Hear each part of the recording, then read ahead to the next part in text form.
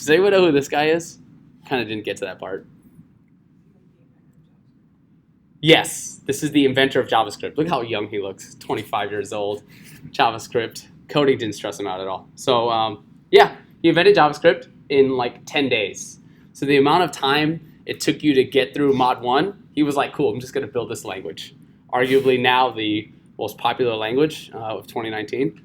So it's pretty cool. All right, so let's talk about some like important facts about this guy.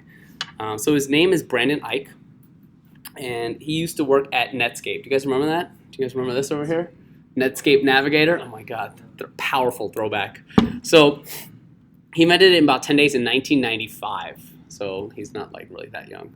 The idea is that it really wasn't a respected programming language for a long time, and why it was invented and why it ultimately got really popular was because at some point we needed some behavior on the screen. So besides just like a hover where you can kind of change the color, like if a person clicked something, then we wanted something to happen on the screen, and not like that Rails sort of like full page refresh where everything is like a static website. There needs to be a little bit more interactivity. And so what wound up happening is we needed the way to be able to get some data without actually refreshing the whole page. So do you mind if I share this? Okay, cool, my hero. So let's take a look. Cool. You ever seen this website before? I don't know if you've seen it before. It's called Twitter. It's a pretty popular website. Tough crowd. All right, so let's take a look at what happens when I scroll all the way to the bottom, right? Let's just zoom in right here at the bottom. If I get to the bottom, did you see that little like load spinner for a second, and then just more tweets came out like this, boop, and then just more tweets came out?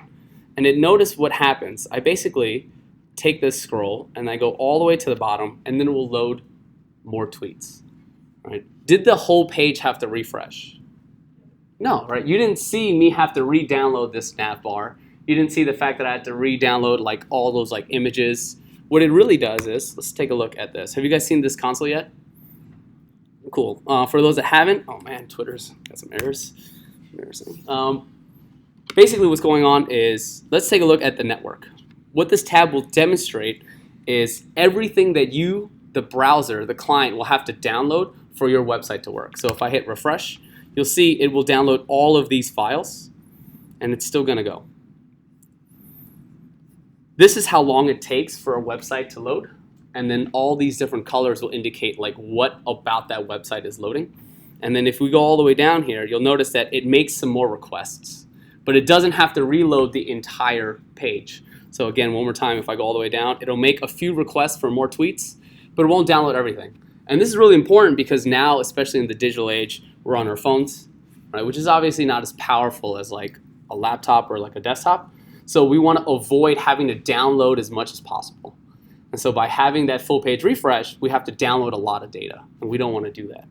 And so through the power and magic of JavaScript, we can essentially make a network request on the side and then get that data and then affect our website without having to reload the whole page. And so things like Google Maps, Gmail is really kind of what like made it popular, because you don't want to. Do you remember like back in the day with like, what do we use, MapQuest? Where like if you wanted a different part of the map, you had to like click the link and then the image would like move and then download all the new images. Now there's like this very smooth sort of scroll action where, again, based on what my user does, I can make these network requests on the sly and then come back with more data without refreshing the whole page. It's like a theme here. It's like picking it up, you know? All right, so now can you guys read this text? This one right here? Yes, no, yes, you? Eat in the back? You read the text? A little bigger. You mean like this? Powerful? Maybe one more. Oh my God. I don't know if we have room for that. Perfect. All right, so the idea is that a long time ago when JavaScript was invented, it wasn't standardized. It wasn't uniform. And so what I mean by that is, so we have Netscape Navigator here, right? We also had like a NetZero browser. No? All right, some of you are like my age. Yes, very good. And you had like Internet Explorer back in the day. You had like Opera, Dolphin, and like all these other browsers. The thing is, because JavaScript, the language, wasn't sort of unified, I would have certain functionality on my website because of the way that JavaScript runs in Internet Explorer and the way JavaScript runs in Netscape Navigator, would have completely two different functionalities, which would be insane. Think about if you wrote like Ruby code, right? And you wrote like .each, and then if you ran your code on a Windows computer and then you ran it on a MacBook and it did different things. That would be crazy. And so the idea is that at some point, we had to unify the language. So if you remember back in the day, there was something like, hey, this website is best viewed in Netscape Navigator, or like it's best viewed in Internet Explorer. That is why. It's because the way the JavaScript was being run by the browser wasn't synced up.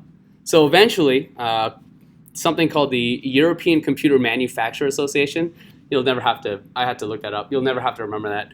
But what you will have to remember is the acronym, ECMA, right? ECMA.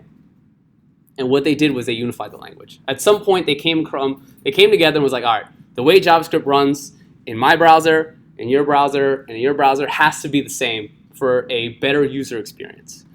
And so when they came together, they created what is known as like Harmony JavaScript, or ES6. And so you can call that ES6, you can call it ES 2015, you can call it modern JavaScript, you can call it Harmony JavaScript, whatever you want to call it. But the idea is that this is kind of where it became standardized, where like everything sort of has the same functionality across the board. This is kind of like not super boring, but the idea behind all this was called the browser wars. And so you'll see some weird legacy implementations of JavaScript across different browsers, but that's what the browser wars was. Now we're in like a new phase of the browser wars, and if you want to talk more about that, we'll kind of get into that later. But yeah, this is just an old school image.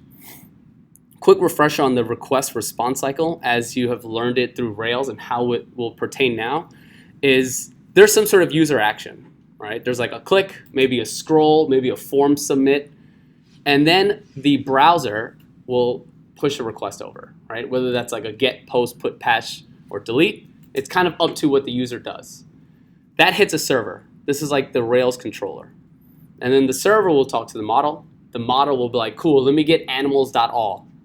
Bet, got you fam. They'll take animals.all, push it back to the controller, and then what? Through the magic of the internet, right, it'll send that response right back to your browser. And so then you'll see animals.all. You'll get that index page. And that's basically what's happening. Now, what we could do for JavaScript is we can have this whole thing happen. And then when the user scrolls to the bottom, I want JavaScript to make a request that's not that whole full page refresh, to literally make a request for 10 more tweets. So first when I load, it's like the first 20. When I get to the bottom, I'm gonna be like, hey, let me get 10 more. And then the server will be like, cool. It'll run a very fancy SQL query, and then it'll get 10 more, and the 10 more get sent back to the browser. Now you need to use JavaScript because now you have the 10 more tweets. You need to add them to the website. You need to add them to the page. You need to slap it on the website. We'll get to that later. That was a really bad joke. But David, come on, man. I'm dying here, dude. Thank you. I had a small talk, I just didn't hear it. Oh, okay, very good. And so that's kind of the idea behind it. Are there any questions on like what JavaScript is kind of doing, kind of why it's a little bit different, or how it's working on a high level? Why can't you do this with like other languages? You're saying that JavaScript's like running more time?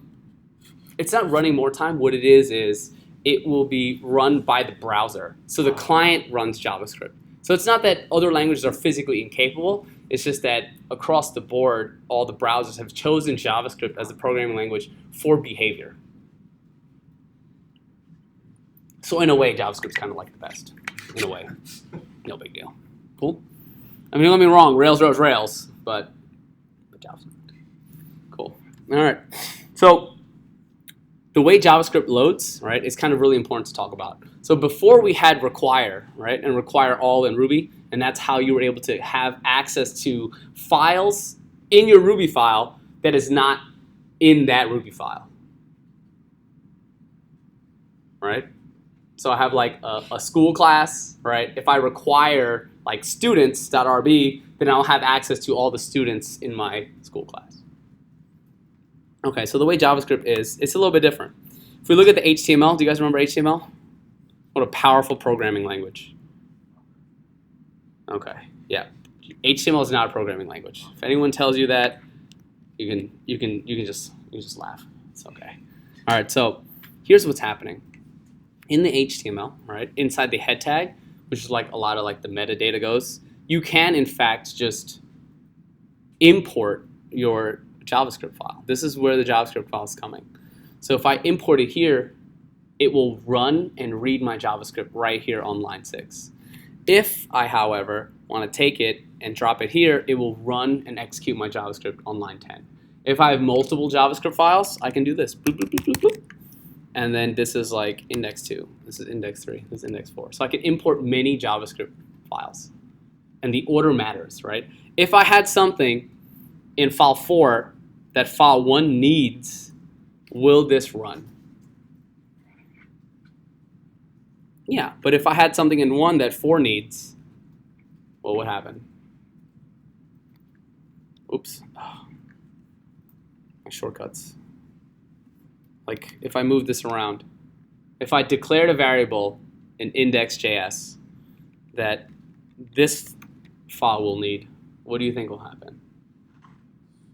From top to bottom, so it's not going to get indexed. That's correct, right? It will read from top to bottom. So if I declare a variable in index.js, right? And then I say, hey, var awesome people, and it's array, and it just has Ali and Sebastian, and then index 2 references awesome people, it will say like, hey, this variable is not defined. All right, that's kind of like just basic overview. All right, let's talk about JavaScript, the language itself and how it's like a little bit different, and kind of what the expectations are for like labs and kind of moving forward. So there are 7 data types in JavaScript. And this is like kind of really important. We're going to go over what each one is and then like kind of talk about how they're a little bit different from Ruby. So the first one is the symbol. I'm not going to dive too much into this, but the symbol is a little bit different as you know it in Ruby. So in Ruby, what we can do here, I'm just going to like a quick IRB. I can have a hash, right? Hashy hash. Oops. And I can do this. Right? And then I can have a key, like key pointing to a value of, let's do this. Whoa, whoa, hashy. We'll put Ali, like is money. Cool. So if I did hashy, right? In Rails, I could do this. Right? What will happen here? It's money. Can I do this out of curiosity?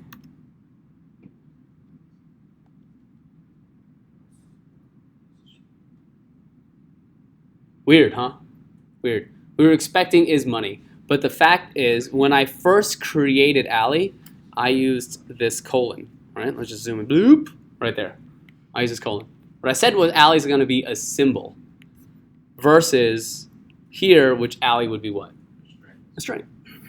In Rails, you can use both because Rails will run everything through something known as an indifferent hash.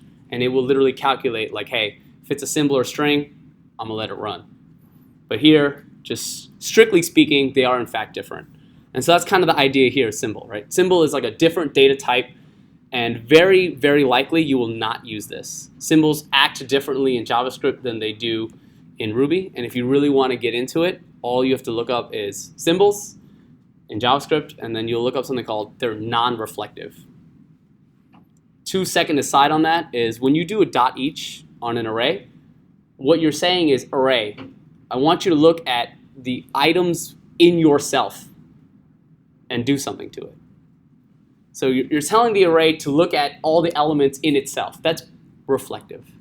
So symbols, however, are not reflective in JavaScript, and they act differently. And so we won't really get too much into them, but just know that they exist and they're their own data type.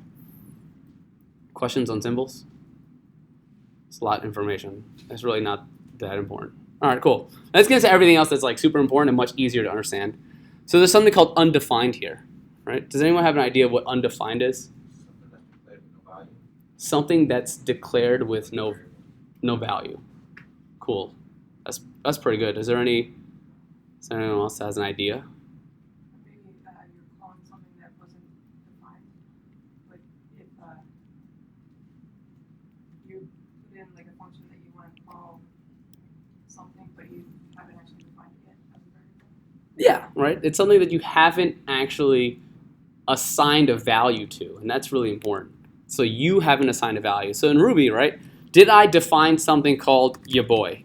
Did I ever say, actually that's a good one, your boy equals like something? Have I ever done this? No, so if I execute your boy, what do you think Ruby will say? That there's some undefined local variable or method. And that error looks fairly familiar, right? You should understand this error by now. In JavaScript, let's take a look at what JavaScript will do. Cool. If I were to put your boy, what do you think I will get back? Well, I haven't actually like wrote it in here. Cool. It's uncaught reference error. Your boy is not defined. And so one of the things you'll learn from me is that words mean things. I love saying that. So not defined and undefined are very different. And so let's find out. Ready? If I did var your boy and I did not assign it a value, I just declared the variable itself. If I looked at your boy, it would be undefined. That means there's no value associated with it. However, the variable exists in memory. So it's a little bit different than how Ruby runs.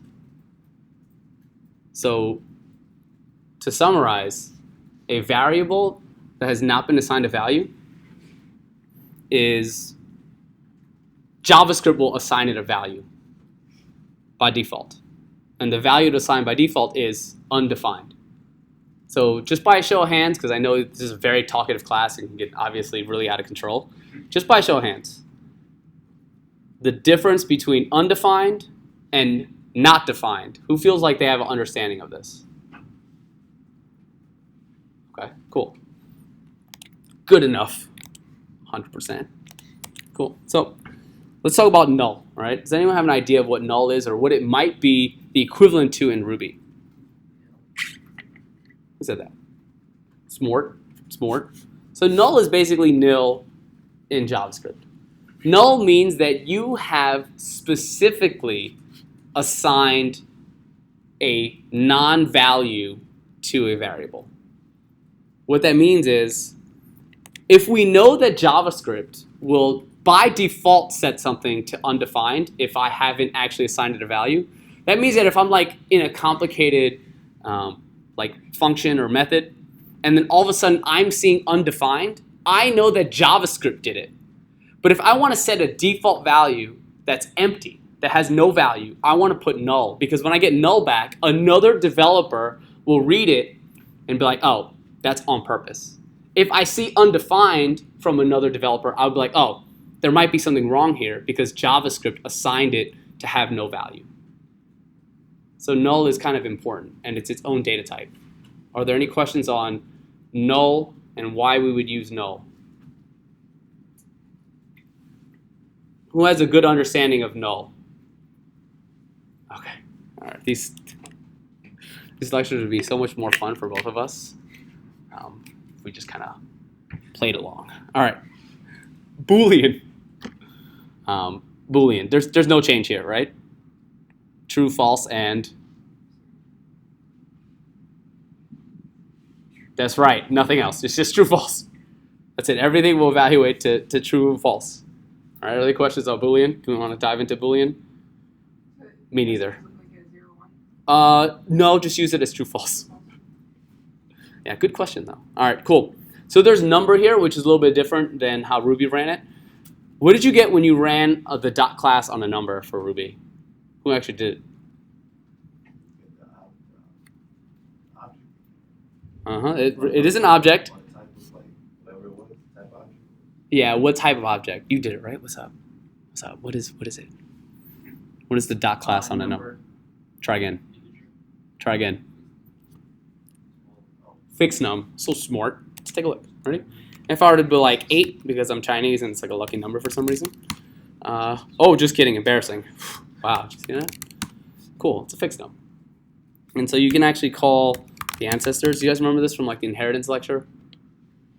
It's a long time ago, right? Feels like a long time ago. was like 6 weeks ago. Cool. So like fixed num inherits from integer, which inherits from something called numeric, from comparable, from object, from kernel, from basic object. And so in JavaScript, yeah, we don't have any of that. All right, it's just number. What that means is there's no difference really between like a 1 and a 1.1 in JavaScript. There's no like float, so to speak. It's all just one type of object. All right. Then we got string. We're going to talk a little bit more about string. And then we have something called object. So in JavaScript, an object is its own data type. Cool.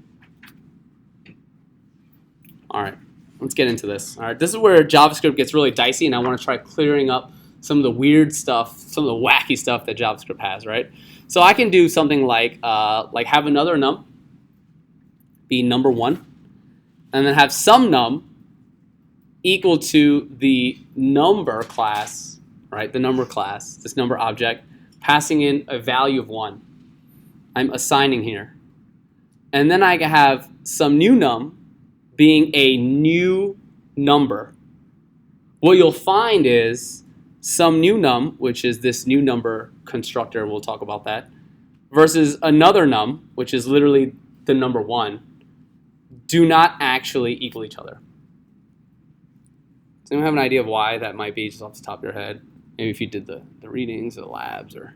That's like a strict comparison. I'm assuming it's comparing a function with an argument, a number versus a number. If it was 2 numbers, that was the same number, then it would be true. But it's not 2 numbers, that's the same number, it's the same number. And a function that's that same number. In your mind, if that makes sense, that's pretty close. But I'm not going to try to explain that because that used a lot of the word number a lot and it could confuse the people. So you're pretty close. But let's do this. Let's just check, right? I'll have 1, and is that strictly equal to 1? Oh, yes, that job's going to be way too wild if that were to happen, right? So what about 1 and strictly equal to the string 1? Different, right? Now, I have something called like number 1, number, right, which you can kind of think of like as a class, as like an object. But if I do number and I pass in 1, I will receive the value of 1. If I were to do new number and I pass it the value of 1, what do I actually receive back? Is it the value 1? No, it's an object. That's right. And so here I'll get this object of a number 1, which is different than literally just the value of 1. We'll kind of dive into that much later, but the idea is that this new keyword will give me back an object versus just the primitive value of 1. So something called primitives, right? Primitives are passed by value, and this is what I mean by that. They work exactly like how you think they would work. So let's take a look. I have var x and equals to powerful number. Yeah, let's just do 8. Var, okay, whatever. We'll just fly with it. 8. Cool. If I did 8 plus plus, what would happen? I'll assume you incremented to 1, it's supposed to change to 9. All right, plus plus, it just means that I'm going to increment that value. So before I do that, let me assign, right, like real 8 to this. Cool. So what is the, I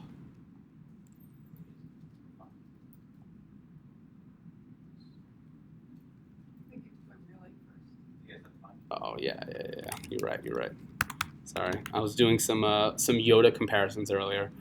I'll explain what that means if you guys want to know. But yeah, so all I'm doing is assigning the variable of real 8 to the variable 8. Cool. So what is the value of real 8? Shouldn't be too crazy, right? If I were to do 8 and I were to add 1 to it, what would I get? Right? Cool. So what is, if I put 8 now, like E-U-G-H-T, what would I get? Cool.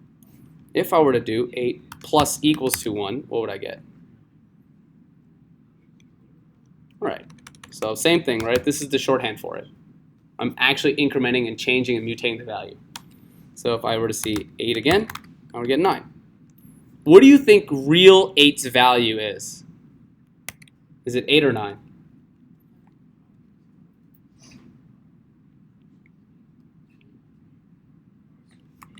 It's 8. It just works like how you think it does, right? Like, hey, this variable's here, or if I mess with this variable, it doesn't mess with this one, right? They're like different.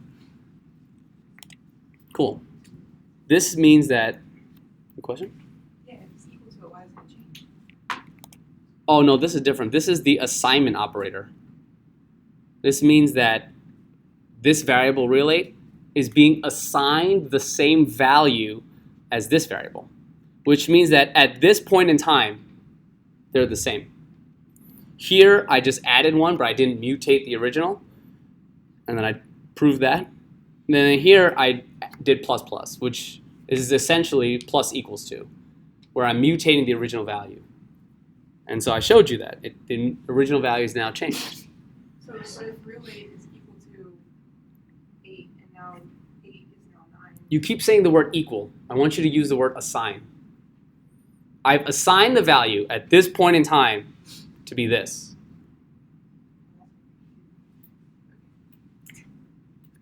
Words mean things. Powerful. Good job. But I'm really going to like mess with you later. You'll see. Oh, I'm already screwed up. All right. So this is known by pass by value. And it's exactly what you think it is, right? Like I have a value. It's a primitive value. If I mess with one, it changes that. And it doesn't really change any other variables that I have. So here are some primitives, right? We have string. And the way we do string interpolation is a little bit different than we do in Ruby. So in Ruby, we have like the double strings. And then what do? We put like the pound sign, like the hashtag with the curly braces. Here in JavaScript, you have to put in what are known as the backticks. This is the key that if you're on like a standard US keyboard, it's right above tab. So it's to the left of number 1. Cool. And then this literally just makes anything into a string that allows you to interpolate. So you see this like $sign, so money. Let's take a look. Cool. I can have a string of awesome, and it just makes it a string. All right. What do I have? I still have 8, like a clown. Cool. I can do awesome, and then I can put money, and then I can just add this like 8 in here. It's just interpolating. That's all. So JavaScript is just a little bit different, and you'll get used to it. It'll take a while. You'll still do this sometimes, and that's okay. All right, rely on the highlighting. All right, it won't highlight until you close it. And so even here, if you see it, it will not work. But you want to drop these bad Johnsons in there. Eat. Real 8. Cool, bad, powerful. Cool? It's just a string. All right, talked about number for a little bit. And number is all of these things, right? Negative, exponent, float, all your like parse. Cool. So something about like parse integer is notice how I was able to convert this variable with the number 8 into the string 8. You can change it back, right? If I had like a string 9, I can parse this integer. And it should give me just the number 9. So just be careful with the data type that you're working with. You should always be like questioning it. And trust me, when it comes to later on in the lesson, you need to be checking the class. You should always be checking the class, the type of object that you're working with. So there's also something called NaN, which is interesting. Does anyone know what that is? Yeah, not a number. Do you know what type of object, do you know what type of data structure not a number is? Very good, a number. Wow, it's a tough class. You guys, that's usually hilarious, you know? All right, there's no point in getting into it. The joke is ruined. I'm just gonna print out an applause sign.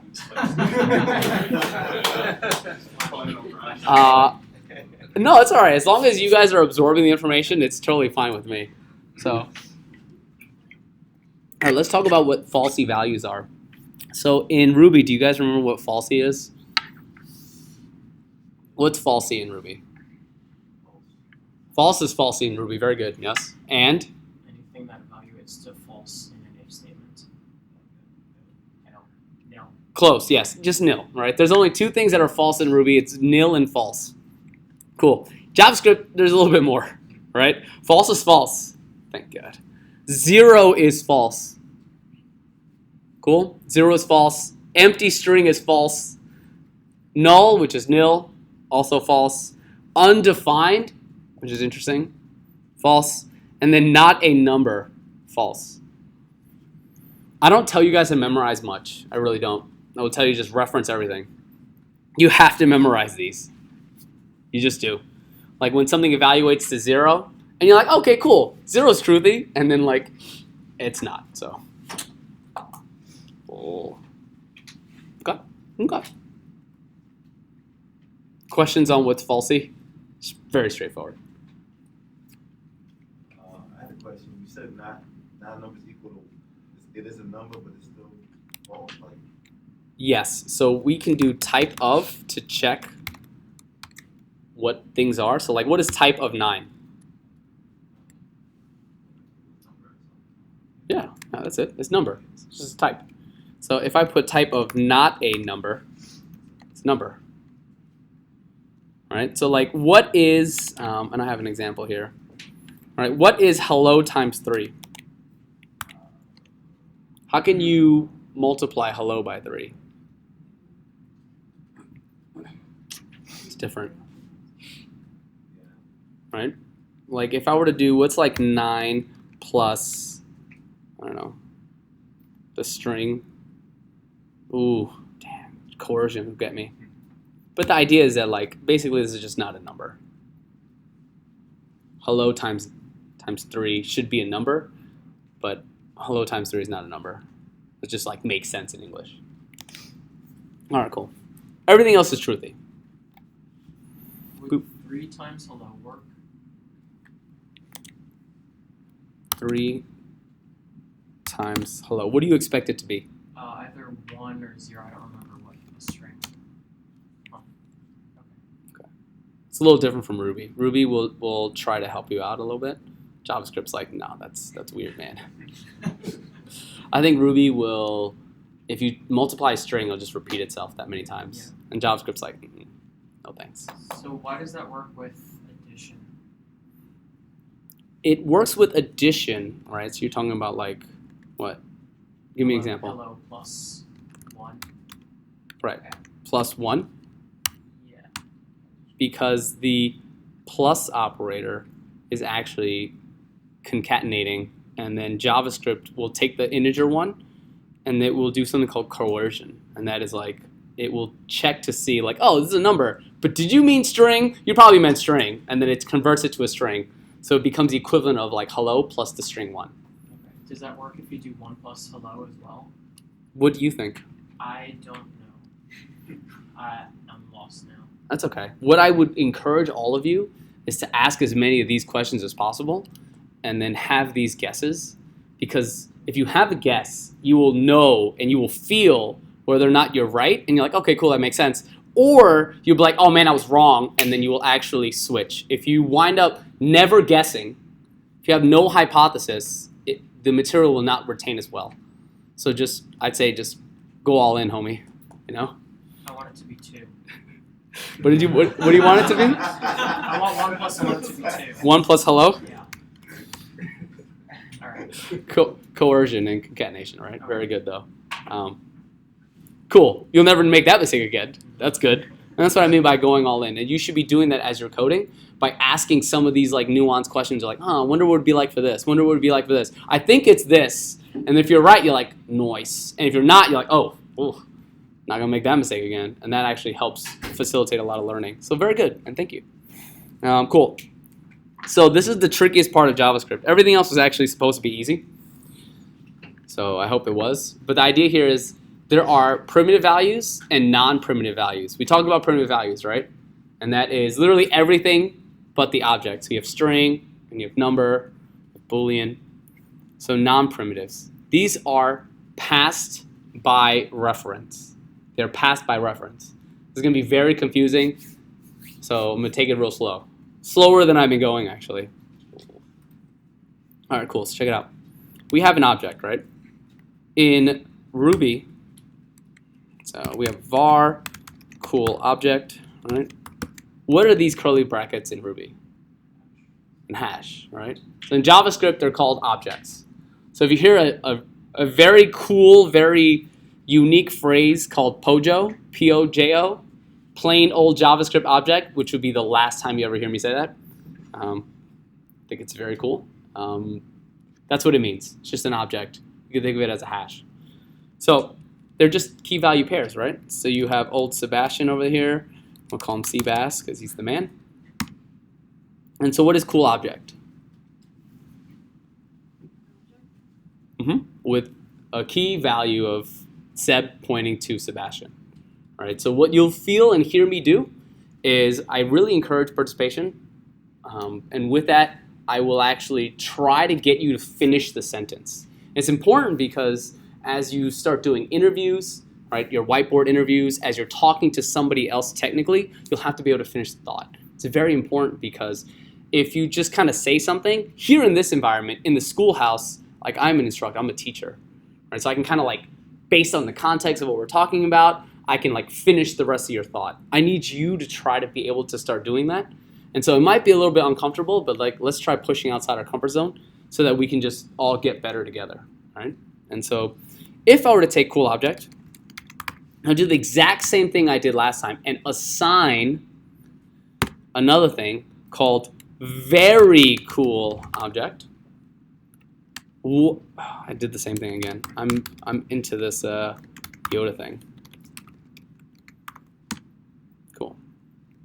What is very cool object right now? The same as cool object.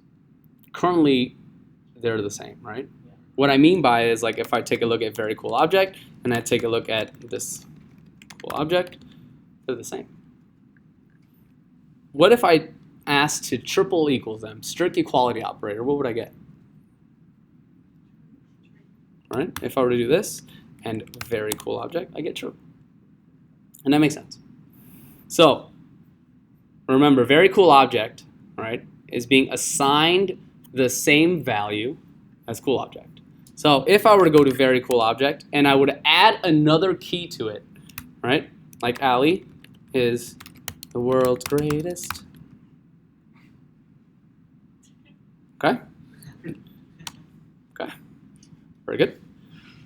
What would I get if I put very cool object right now?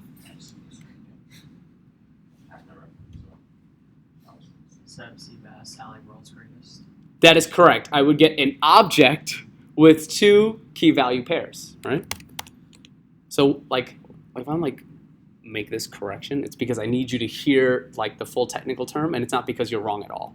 So I don't want anyone to feel like that. But it's important that if I'm asking you to speak technically, that I in fact like finish that sentence, right? So cool. That makes total sense because I literally mutated this object, added a key, pointed to a new value. What do you think cool object would be? Just Seb and Sebastian, right? Let's take a look.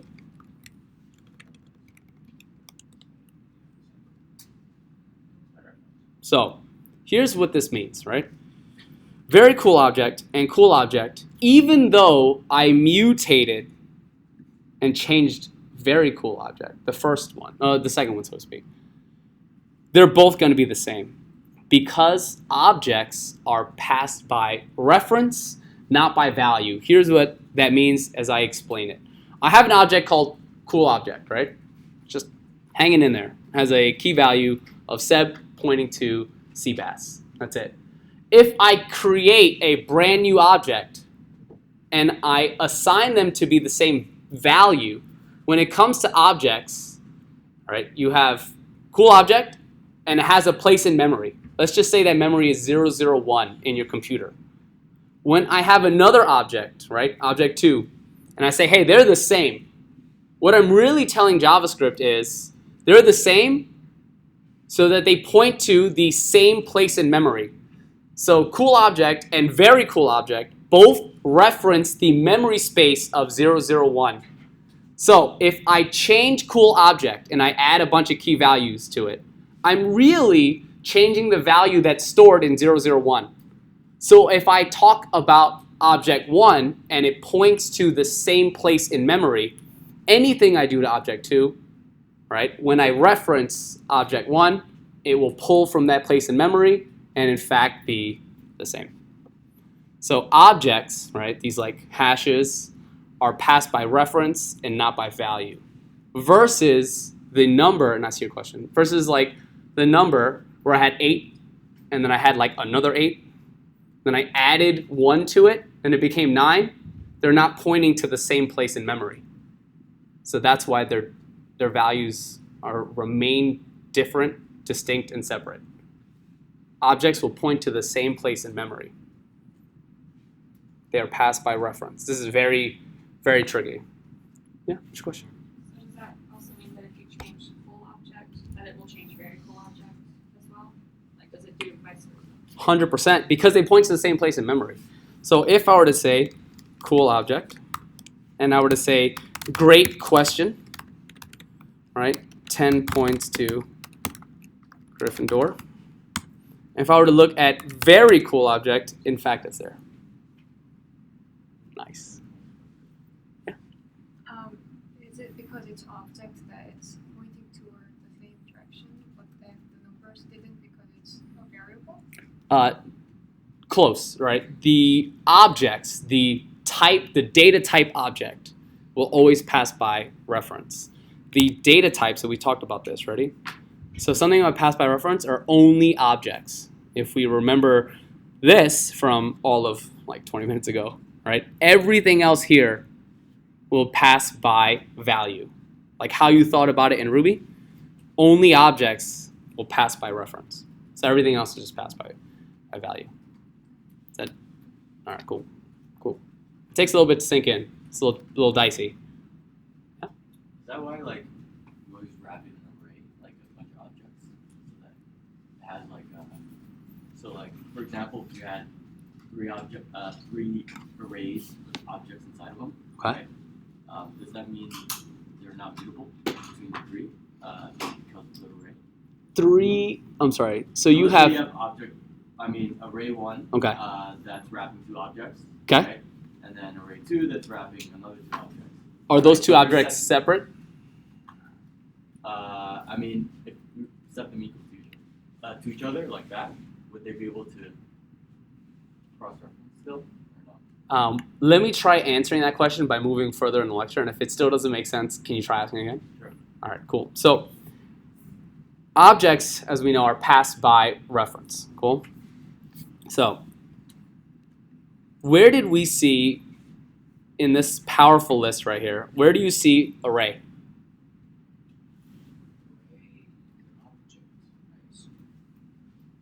Arrays are objects. So that means that arrays are also passed by reference, not by value. Did that help you at all? Yeah. Okay, cool. I don't want to like get too into that kind of question because this is a hard concept to understand. So if I dive into a specific question like that, we can talk offline though. Sure. So, cool. So really that's kind of like the main point. Functions though. So here's the weird thing about JavaScript that Ruby is definitely not like, and that is functions can be declared and they need to be invoked. Here's what I mean by that. I can have a function, right, that just says, I like pancakes. Powerful. All right? The syntax confusing anyone right now? It's okay, right? Like it's a little tricky. That's all it's doing. And then I can do I like pancakes. And what actually happens? No, it's what the function itself is. It is the reference to the function. It is just what the function is. I didn't actually ask the code to execute. I just simply said, what is I like pancakes? It's kind of like when you have a dog, right?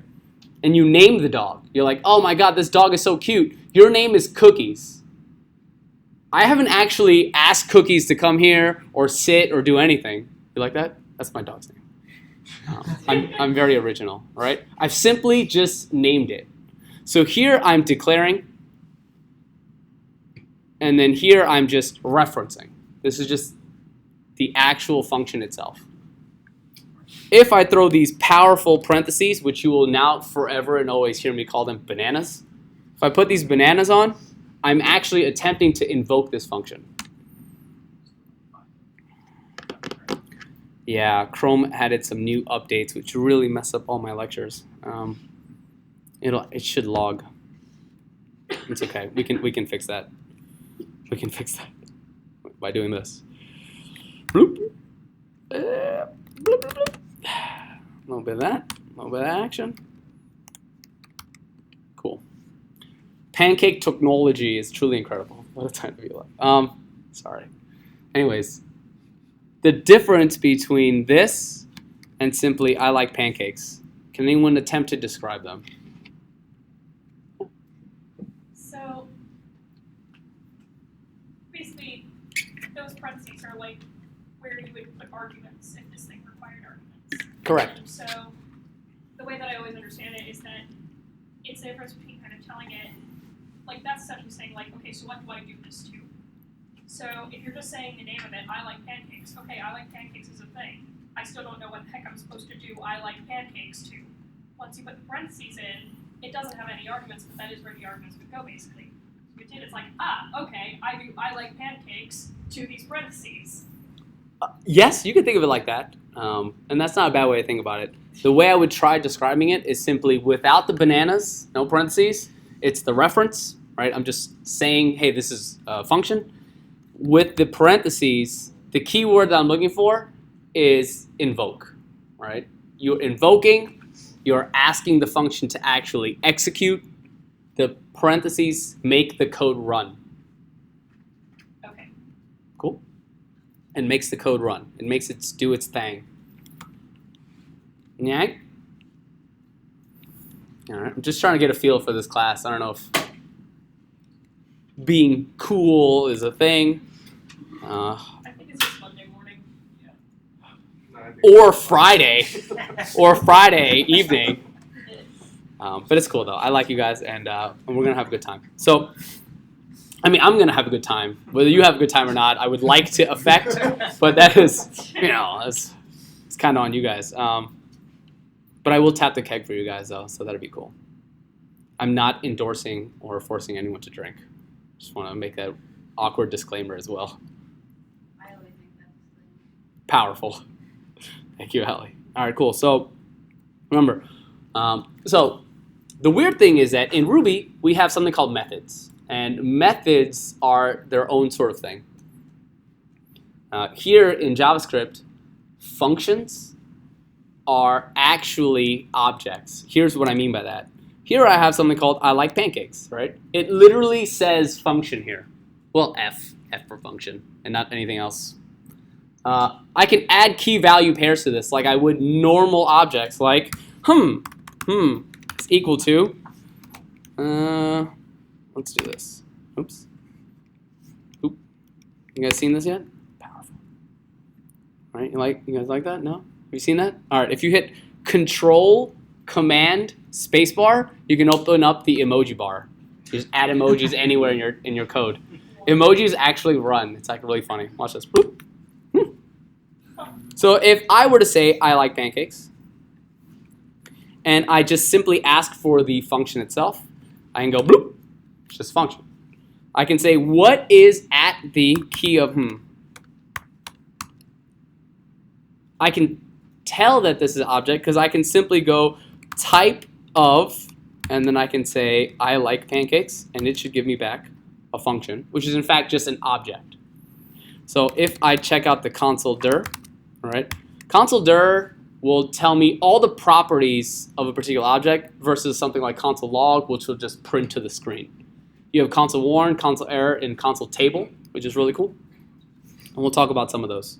So console dir, I can say what is console dir I like pancakes, and it'll give me the function I like pancakes with all of its properties. So let's check them out. The name of it, cool. Any arguments in there? None. And then we could see something called scope. That's not important right now. But look, check this out. There is a property right on it. This will become really important later on in like React. But right now, functions are objects. They can hold key value pairs, and they have a block of code that is executable. That is the only difference.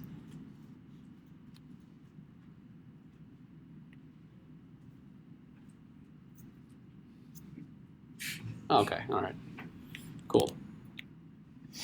So, all right, arrays are objects, and then there's just type checking. Cool. So, all right, cool. There's some like key terms that I'd like you to at least hear and try your best to understand. If you memorize this, great. If not, then don't worry about it. There's something called function expression and function declaration. We talked a little bit about it, all right? Function expression. This is like a function that can't live without being assigned to a variable, or a function that is defined right when it's used. So the cool thing is you can actually do something like this. So you have the function keyword, right? And you have like v cool function, right? It takes no arguments, and all it does is it returns money. Oops, embarrassing. Oh, did I put returns? It's because I said that out loud like an idiot. All right, so we have v cool function, right? And we can also have a variable, and that's called can this variable store a function? We can assign the variable to a function that I do not have to name because I've named it here. I can, however, name it, but I'm not going to. So this is an anonymous function, and this is going to return works. Oop. Anonymous functions are the same as like closures, right? No, but we'll get to that later this afternoon. So we have something called a vCool function, and if I just say, hey, let me take out that vCool function, I'm just simply asking for a reference to it. I can also see what is this variable. What does it point to?